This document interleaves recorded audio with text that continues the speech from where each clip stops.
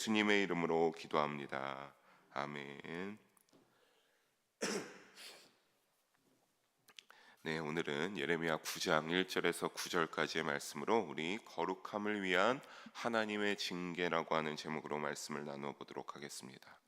우리가 이제 예레미야 9장을 보게 되었는데, 우리가 오늘 본문 9장 이전에 8장에서 특히 말미의 내용을 함께 살펴보면서 하나님의 탄식 속에 끊임없이 곧 다가올 심판과 그 심판으로 인하여서 남아있는 예루살렘 거민들과 유다 족속들이 그들의 심판의 파멸이 어떻게 일어날지에 대해서 하나님은 예레미야 선지자를 통하여서 늘 계속 말씀하셨습니다. 참 이 부분을 묵상해 보면 다양하게 말씀하셨습니다. 전쟁의 한 가운데 있는 것처럼 곧 바벨론이 어떻게 쳐들어올지를 아주 자세하게 하면서 그 결과가 어떠할지를 상세하게 하나님께서 예레미야를 통해 말씀해 주셨습니다. 그러나 여전히 그것을 어떻게 했습니까? 이스라엘과 모든 그 남은 사람들은 깨닫는 모습이었었습니다. 그들은 깨닫지 못하면서 이 예루살렘 거민들과 유다 족속들은 영적 무지함, 어리석음을 여전히 예레미야 앞에서, 하나님 앞에서 놓칠 줄을 몰랐습니다. 그 가운데 예레미야 선지자는 하나님이 이스라엘을 여전히 내 딸이다, 내 시온이다 라고 하면서 사랑하심을 알지만 죄에 따라 심판할 수밖에 없는 그 마음을, 하나님의 말씀을 대언하면서 더욱더 깊이 깨닫게 되고 하나님의 마음에 공감하게 됩니다. 그럼에도 불구하고 어떻다고 했습니까? 이스라엘의 이 모든 사람들은 깨달을 줄을 몰랐습니다. 계속 죄악 가운데로 하나님 앞에 불경건하게 우상을 섬기고 가나안의 음란한 그 우상을 섬기는 문화들을 통하여서 그것을 통하여 열심히 성적인 또한 범죄함을 저지르는 그러한 모습들을 보였는데, 그런 가운데 이제 예레미야 선지자는 그 가운데 너무나 그들의 모습을 보면서 견디기 어려운 슬픔을 느끼게 됩니다. 그 슬픔은 그리고 그 8절 말미에서 또 오늘의 본문까지도 이어지게 되는데, 예레미야 선지자가 얼마나 슬퍼했습니까? 우리 1절을 함께 다시 한번 읽어보도록 하겠습니다. 1절입니다. 어찌하면 내 머리는 물이 되고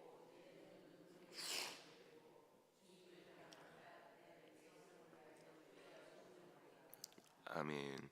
예레미야 선지자가 다양하고도 늘 동일한 심판과 그에 따른 진멸을 이야기하시는 하나님의 선포에도 깨닫지 못하는 백성들을 보면서 어떻게 울겠다고 합니까? 내 머리에 물이 가득 차서 내 머리가 물이 될 정도로, 내 눈은 눈물의 근원이 되도록 울겠다라고 하나님 앞에서 예레미야가 너무나 슬퍼서 그들을 보면서 말합니다.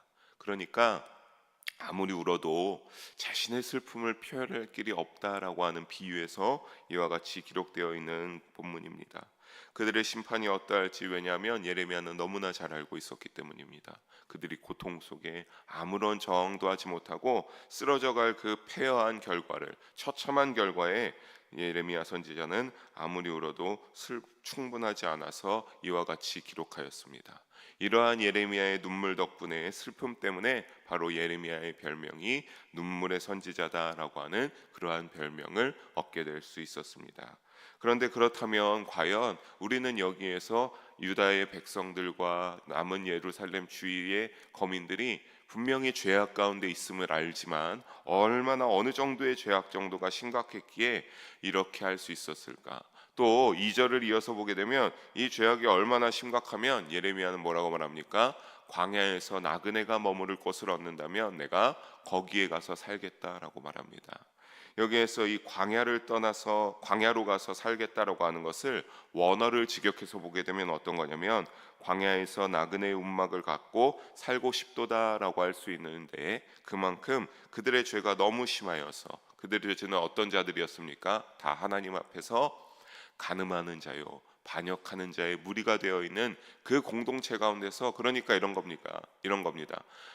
하나님의 말씀을 끊임없이 전하면서도 그 공동체 가운데 있었지만 너무나 패역하고 하나님 앞에 범죄하여 있으니까 더 이상 그들의 꼴을 아예 보기가 싫어서 광야에 나그네의 움막이 있다면 내가 이들에게서 벗어나서 광야에서 혼자 조용하게 지내고 싶은 그러한 예레미야의 마음이 이제 너무나 슬프고 눈물도 났지만, 그들의 모습을 볼 때마다 이제는 견딜 수가 없어서 내가 차라리 광야에 나가서 혼자 조용하게 지내겠다라고 말하고 있는 그 예레미야의 고백을 보게 됩니다.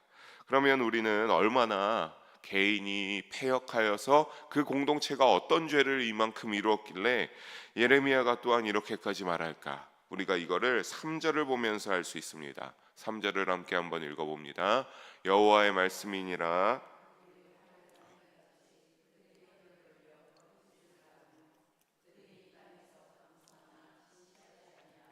악에서 악으로 진행하며 또 나를 알지 못하니라. 아멘. 매일 지금까지도 본문을 보아오면서 하나님께서 예레미야를 통하여서 그들의 죄악이 어떠한지를 지적했었습니다.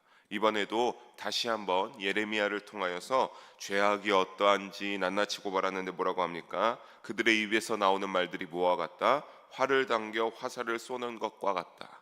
근데 그것이 그 화살이 어떤 화살입니까? 혀로 거짓말을 쏘는 화살과 같다라고 그렇게 말하고 있는 것을 말합니다. 여러분, 그런데 이 거짓말이 화살을 쏜다는 것은 자신들의 이웃에 대하여서도 어떻게 하는 겁니까? 그 화살을 아낌없이 쏘아대는 거짓말들을 생각해 볼 수 있겠는데, 화살을 사람에게 쏘면 어떻게 됩니까? 그것이 잘못 맞게 되면 그 사람이 목숨을 잃지 않을 수 있겠습니까? 그런 것처럼 이들의 이 삶 속에서는 거짓말로, 입에서 나오는 모든 거짓말들이 너무나 차고 넘쳐서 서로에게 끊임없이 아낌없이 거짓말로써 독화살과 같은 이 날카로운 화살을 쏘아대면서 치명적인 상처를 거짓말로 준다라고 하는 의미를 이들 가운데 있음을 내포하고 있습니다. 그런데 사랑하는 성도 여러분, 우리가 이 구절을 자세하게 묵상하게 되면 어떻게 됩니까? 강성한 줄 알고 하나 진실하지 아니하고 악에서 악으로까지 진행하면서 하나님을 알지 못하게 된다라고 하는 그 죄의 전개 과정을 보게 될 수 있습니다. 여러분, 너무나 무서운 것이 가만히 보게 되면 거짓말로 시작했는데 거짓말로 상처를 주는 것에서 끝나는 것이 아니라 거짓을 말하다 보니 가득 차서 진실이 없어지게 되고, 진실 없어지게 되니까 거짓이 가득 차서 그것이 악이 되고, 또 악이 되어서 악이 더 번져나서 서로에게 악만 가득 차서 거짓으로 서로 화살을 쏘고 마는 악에서 악으로 왕성하게 번식하는 그러한 모습을 보게 된다라고 하는 모습을 보게 된다라는 겁니다. 게다가 악의 이런 왕성한 번식력의 최후는 결국에는 아까 말씀드린 것처럼 어떻게 된다? 하나님을 아는 하나님의 백성이었던 자들이 이제는 하나님을 알지 못하게 되는 영적 타락의 결과에 임하게 된다라고 하는 무서운 거짓으로부터 시작해서 죄악까지 이르게 되는 결과의 진행을 보게 됩니다. 여기서 그렇다고 거짓말과 악행은 단순히 이러한 전개가 있는 것처럼 우리가 그냥 남에게 어떤 선의의 거짓말이나 남을 속이기 위해서 하는 거짓말이 아니라는, 그러한 1차원적인 부분이 아니라는 것을 알 수 있습니다. 거짓과 거짓이 이어진다라고 말씀드렸습니다. 악까지 또한 가면서 분명, 그러니까 어떻게 됐습니까? 자신이 했던 그 거짓말들이 사실은 거짓말인데 나에게 유리하기 위하여서 정당화시키고 자기 합리화가 이루어질 수밖에 없다라고 하는 사실입니다. 그러면서 자연스럽게 삶의 우선순위에서 늘 거짓말을 나오게 되고, 내가 그런 가운데서 이익을 챙기고 내가 한 모든 거짓말 가운데 내가 합리화가 되고 정당화한 삶으로써 이 거짓말이 잘못된 것이 아니라, 거짓이 아니라는 자기 합리화가 이루어지게 되니까 어느 순간 하나님을 향한 양심이 없어지게 되고, 하나님이 가장 우선순위가 되었던 그 믿음의 순위에서 하나님의 자리를 자신이 꿰차게 들어가게 돼서 더 이상 하나님의 소리를 듣지 않게 되면서 어떻게 되는 겁니까? 믿음이 없어지고 하나님을 믿는 믿음이 소홀하게 되고 결국에는 하나님의 말 복음을 거절하게 되는 그들의 이러한 흐름을 볼 수 있습니다. 그러면서 결국에는 자신의 모든 것이 옳고 의롭다 여기면서 4절과 5절의 모습이 나타나게 됩니다. 4절과 5절의 모습은 어떤 겁니까? 이웃 간의 신뢰가 없었고 자신의 이익을 위해 속이기 바쁘고 자신이 더 나은 위치를 차지하기 위해서 어떻게 됩니까? 더 내 이웃을 사랑함이 아니라 비방하고, 또 그 가운데 혀로부터 더 큰 거짓말이 나와 5절 후반과 같이 어떻게 된 겁니까? 끊임없이 악이 나오고 끊어지지 않는다. 그리고 이들의 모습에 예레미야는 어떻다라고 합니까? 내가 이것을 보고 이제 너무 지친다. 너희의 이러한 모든 것들에 지친다. 여러분, 그런데 이것을 우리가 가만히 생각해 보면 예레미야가 참 하나님의 말씀을 대언하면서, 예레미야가 하나님에게 선지자로 선택받아서 그 모든 말씀을 하나님이 성령의 감동으로 말씀할 수 있게 또 그 마음 가운데 주시지 않았겠습니까? 그러다 보니까 얼마나 하나님의 마음이 어떠한지 깨달으면서 어떻게 보면 하나님의 마음과 동일하게 이렇게 지쳐서 하나님이 이제 너희의 죄를 심판할 수 없겠다라고 하는 그러한 마음을 예레미야가 더욱더 잘 알았기에 예레미야도 지친 것이 아닐까라고 하는 묵상을 한번 해볼 수도 있겠습니다. 우리가 이러한 가운데서 이제 6절을 이어서 보게 되면 어떻다라고 합니까? 6절 함께 한 목소리로 읽어봅니다. 내가 사는 곳이 나를 알기를 싫어하느니라. 여호와의 말씀이니라. 아멘.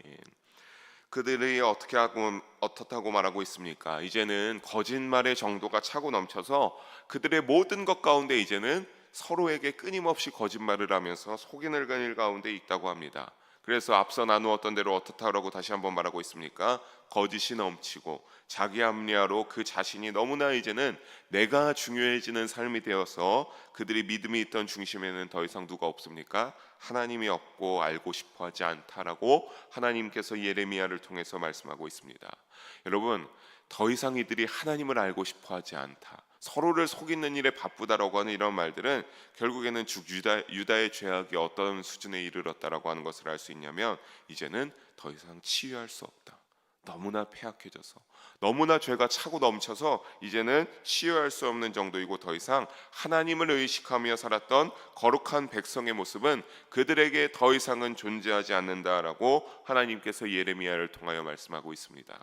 사랑하는 영의 성도 여러분, 그렇다면 이 말씀을 우리가 묵상해 보면 여러분의 삶 가운데 누군들 하나님이 인정하시는 믿음의 삶으로 살기 싫은 자가 어디 있겠습니까? 저도 그렇고 여러분도 그렇고 모두가 하나님이 인정하시는 믿음의 삶으로 언젠가 우리가 죄악으로 인하여서 지옥에 갈 것이 아니라 하나님 나라 천국의 구원의 행복한 빛된 영광을 누리고 싶은 것이 아니겠습니까?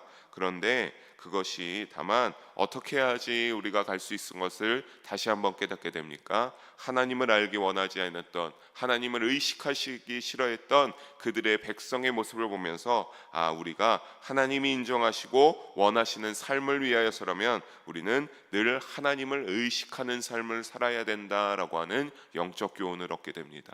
하나님이 보시는 것 같지 않지만 언제나 우리의 모든 것을 보고 계시고, 하나님이 알고 계시는 것 같지만 우리의 모든 깊은 죄악까지 남들에게 한 번도 오픈한 것까지 알고 계시는 그 하나님이 되신다라고 하는 사실을 우리가 의식하며 살아야 된다라고 하는 이 영적 교훈을 잊지 마시기를 주님의 이름으로 부탁드립니다.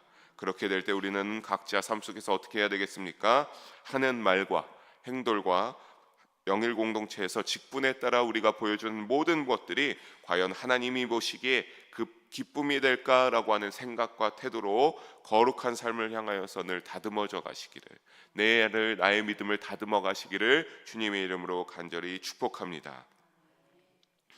하나님 앞에서 그렇지만 만약에 이렇게 거룩함을 유지하지 못할 때 어떻게 하실지를 오늘의 말씀 속에서도 알려주고 있습니다. 하나님은 말씀하십니다. 7절을 함께 읽어보도록 하겠습니다. 그러므로 만군의 여호와께서 이와 같이 말씀하시되, 보라, 내가 내 딸 백성을 어떻게 처치할꼬 그들을 녹이고 연단하리라. 아멘. 참 이 말을 묵상해 보면 하나님이 참 무섭게 말씀하시죠. 이들을 어떻게 처치할꼬, 이들의 죄악이 패역한 백성들을 내가 어떻게 처치할까? 내가 그들을 녹이고 연단하겠다라고 말씀하십니다. 여러분, 녹이고 연단한다라고 하는 말을 떠나서 하나님이 여기까지 오시기에, 하나님이 이들을 보면서 이 수준까지 내가 어떻게 처치할까, 내가 너희들을 녹이고 연단하겠다라고 하는 이 수준에 오기까지 단번에 결단하는 것이 아님을 아셔야 됩니다. 그냥 한순간에 한 가지 죄악을 통해서 내가 너희들을 녹이고 연단하겠다라고 하시지 않으셨습니다. 하나님이 자신의 기준까지 끊임없이 죄악이 차고 넘쳐서 이제는 더 이상 안 되겠다라고 했을 때 하나님이 그들을 심판하시겠다라고 이렇게 말씀하고 있는 겁니다. 왜 단번에 결단하시지 않겠습니까? 인간의 연약함을 아시기 때문입니다. 그들이 여전히 원죄의 속성이 있음을 아시기 때문입니다. 다만 아까도 말씀드린 것처럼 오랜 기간 인내하시면서 지켜보시다가 본절과 같이 결단하시는 건데, 만약에 이스라엘 예루살렘의 거민들과 유다 족속들이 조금의 가능성이라도, 그들이 조금의 회개의 빛이라도 보였다고 한다면 하나님이 이와 같이 어떻게 처치할고 내가 너희들을 녹이고 연단하겠다라고 말씀하시지 않으셨을 겁니다. 하지만 예레미야 선지자가 끊임없이 말할 때마다 그들은 어떻게 했습니까? 예레미야 선지자의 하나님의 말씀을 듣지 않았습니다. 귀담아 듣지 않고 깨달을 줄 몰랐습니다. 그 모든 것들을 오히려 듣기 싫다라고 하고 더욱더 예수님의 하나님의 성전 가운데 자신들이 섬기는 우상을 가져다 놓고 같이 섬기질 않나, 폐역한 그런 흰놈의 골짜기에 가서 악한 그런 자신의 자녀들까지 태워서 바치면서 우상의 그러한 제사에 참여하는 너무나 폐역한 죄의 모습들을 보였기 때문입니다. 그래서 예수님께서 하나님께서 마냥 두고 보지는 않으셔서 하나님이 녹이고 연단하겠다라고 하는 것은 심판의 영광로로 그들을 녹이고 연단하겠다라고 선포하는 겁니다. 심판의 용광로로 하나도 남김없이 다 용광로수 불을 꺼내어서 그들에게 큰 고통의 고난을 가하고 모든 죄악의 찌꺼기들을 태워버려서 정화시킬 것입니다. 그들의 영적 상태가 너무나 심각한 치유불능의 상태였기 때문입니다. 어떤 상태인지 8절에 확실하게 지적함을 볼 수 있습니다. 8절을 다시 한번 함께 읽어봅니다. 그들의 혀는 죽이는 화살이라 거짓을 말하며 해를 꾸미는도다. 아멘. 여러분, 이것을 가만히 묵상해 보면 3절과 같이 맥락이 이어지고 있음을 볼 수 있습니다. 혀에서 나오는 말들이 죽이는 화살이고 거짓이 난무하며 거짓 평화로 이웃을 음해하고 자신의 이익만을 챙기려고 경쟁 상대로 여기면서 어떻게 저 사람을 내가 찍어 눌러서 없애버릴까, 그리고 저 사람의 목까지 내가 가져올 수 있을까라고 하는 악이 가득한 모습을 다시 한번 하나님께서 예레미야를 통해 말씀하고 있습니다. 이런 타락한 모습은 9절에 하나님이 다시 말씀하십니다. 9절에 뭐라고 하십니까? 하나님께서 내가 이 일들로 말미암아 그들에게 벌하지 아니하겠으며 내 마음이 이런 나라에 보복하지 않겠느냐, 여호와의 말씀이니라. 아멘. 뭐라고 하는 겁니까? 이러니 내가 보복하지 아니할 수 있겠느냐, 내 마음 가운데 그들에게 벌을 내리지 않을 수 있겠느냐라고 하나님께서 징계가 필요하다고 말씀하고 있습니다. 앞서 7절에서도 용광로와 같은 그러한 심판으로 연단하시겠다고 하셨습니다. 즉 여러분, 그러니까 징계라는 것이 힘들다고만 생각할 것이 아니라 죄가 가득한 삶에서 하나님께로 돌아오도록 만드는 하나님의 사랑인 줄을 깨달으시기 바랍니다. 여러분, 사랑하지 아니한 자들에게 그 사람이 좋은 삶으로 바른 길로 가기를 원하면서 자녀들에게 잔소리하는 이유가 무엇입니까? 내 자녀, 사랑하는 자녀가 잘 살아갈 수 있도록, 잘 좋은 길로 갈 수 있도록 사랑하고 때로는 매를 들기도 하고 혼내는 것이 아니겠습니까? 하나님의 징계가 그렇다라고 하는 겁니다. 너희가 너무나 패역한 길로 갔다. 너희의 죄가 내가 매를 들지 않을 수 없을 정도로 내가 너희를 너무 사랑하니 매를 들겠다라고 하나님께서 말씀하심을 잊지 마시기를 주님의 이름으로 부탁드립니다. 사랑하는 성도 여러분, 말씀을 정리합니다. 오늘 말씀을 보면서 우리는 다시 한번 내 믿음을 재조명하면서 내 신앙생활을 다시 한번 점검해 볼 수 있기를 바랍니다. 과연 내 믿음이 어떠했는가? 내 신앙생활이 하나님 앞에 떳떳했는가 점검해 볼 수 있어야 합니다. 그러면 우리 역시 세상의 죄악에 물들기 쉬움을 부정할 수 없음을 깨달을 수 있게 됩니다.